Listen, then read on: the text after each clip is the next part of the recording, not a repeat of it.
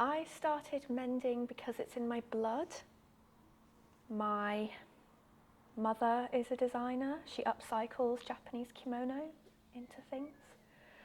My grandmother worked in garment factories. One of the factories produced clothing for H&M.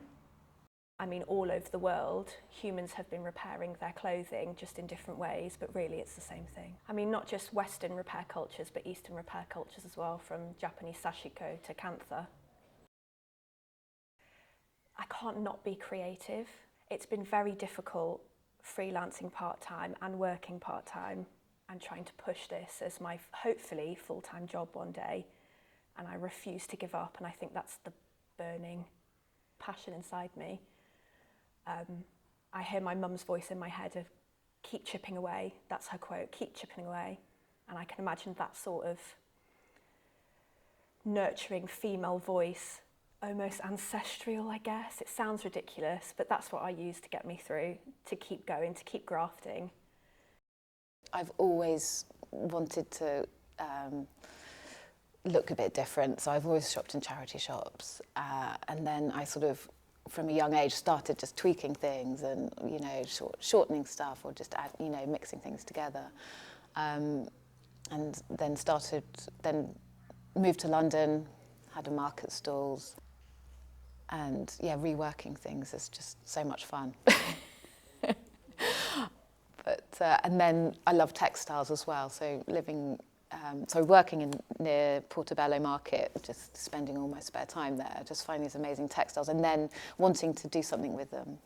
I think a local clothing culture is something specific to the area, and that might mean particular materials that have particular significance to their local community.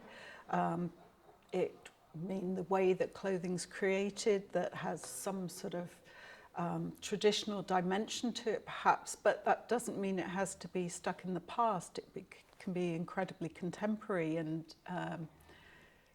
attractive, seductive, beautiful. It doesn't have to be a relic. And when we talk about sustainable fashion, sometimes there's this perception that it has to be something a bit sort of heavy and coarse, crude. For me, a local clothing culture brings back connections and stories to the clothes that we're wearing. So if you have vintage items, things that are passed down in the family, you have connections with those and stories built in, you have memories attached to them.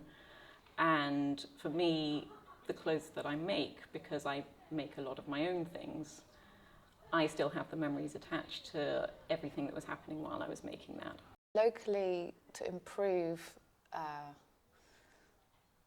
I think we need help. We need young brands, small brands, independent brands need help from the local government, basically, so we don't have such massive overheads. I would love to have a shop, but it just seems so far out of my reach to be able to afford that as a small business. A local clothing culture to me is community. The biggest joy I get from either teaching people how to mend or just mending in general is the connection. It interests people because it's different, especially visible mending, because it's so garish and out there, and how dare we have a colourful piece of stitching that's obviously a repair on our clothing. That was so frowned upon not that long ago, before this big boom of charity shops and Depop and Vinted, before it was popular. But yeah, it's that connection with people, especially older generations. It's a sense of nostalgia for them. They come running up to me and, oh my goodness, I used to darn my socks. So if we come to these local cultures, you have something that's authentic, that's rooted in place, that's rooted in community, and we need to be moving towards a pluriverse of diverse local fashion expressions, for want of a better word, that have that connection to place. What's interesting coming here to Dorset is hearing about all the different initiatives that are going on, but then thinking about in London how community, local looks very different. We have people from all over the world who've made their home in London, and they all bring incredible clothing cultures with them. I feel that there is a tremendous kinship between what is happening here in Dorset in the UK, that's had an amazing clothing culture, and it's been eroded by industrialization, by capitalism, by the myth of modernity. That's no different from what's happened in Indonesia. The skills of sewing in general has been lost.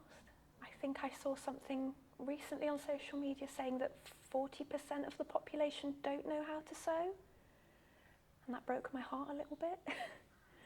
We should all be encouraged to buy less, but just buy really special pieces and spend more on those pieces. I mean, I think that's what everybody should be doing. And re-wearing those pieces for years and years.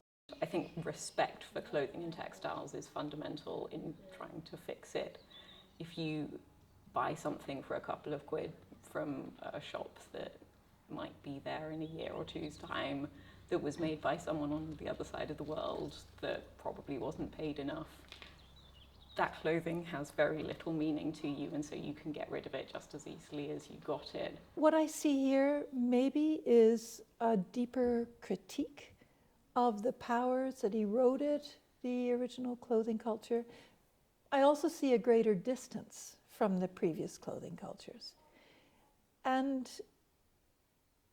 there is reciprocal influence even. I know that if I look at what's for sale here in Dorset, then I know that they're also incredibly influenced by the clothing cultures in other places in the world. They're inspired by that. And so that's the pluriverse right there, is right now in that crucible of inspiration. Fashion is a mirror. Fashion reflects who we are as a society. Fashion reflects who we are as a world.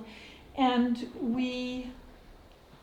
that means that we feel the onus as a collective of volunteers, but it doesn't mean that we can lead. We have chosen to not play that leadership role because we know that that doesn't lead to the dynamics of connections that we need. We choose to develop OurCommon.Market as a space